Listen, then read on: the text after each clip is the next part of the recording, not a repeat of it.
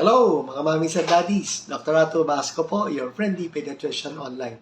Alam po ninyo maraming nagtatanong, Dok, sa mga videos na napapanood namin sa YouTube, sa internet, yung mga mannerisms at habits ng mga bata na paulit-ulit, nagpa-flap ng fingers, nagtitipto pag naglalakad, headbanging, inuuntog ang ulo.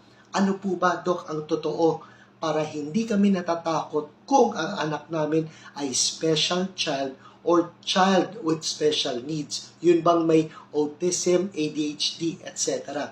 Ito po sasabihin ko sa inyo solidly. Huwag ho kayo kaagad maniniwala sa mga videos na nasa internet. Pangalawa, ang pinaka-solid na evidence ng anak po ninyo ay maaring may behavioral problem ay makikita sa kanyang mata. As early as 2 months old, ang bata po nakakakita na.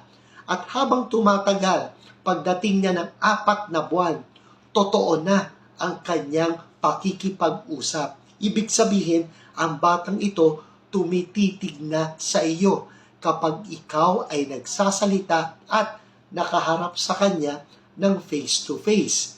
Kapag ang anak po ninyo ay hindi kayo kinakausap, hindi tumitingin sa inyo as early as 4 months old, baka may problema po yan. Now, habang lumalaki ang bata, dapat mas lalong nagiging maganda ang social engagement. Ibig sabihin, pagdating niya ng 6 na buwan, 8 buwan, dapat mas maganda na ang kanyang pakiki-interact sa iyo at sa ibang mga tao. Kapag ang bata habang tumatanda, nagiging mas mailap, hindi tumitingin ng mata sa mata, eye to eye, baka kailangan pong magpakita sa mga pediatricians na kagaya ko. So, yan ang pinaka-solid evidence na kailangan ng anak ninyo ng medical attention pagdating sa mga behavioral problems. Makikita sa mata. Dr. Ato Basco po, your friendly pediatrician online. Ingat!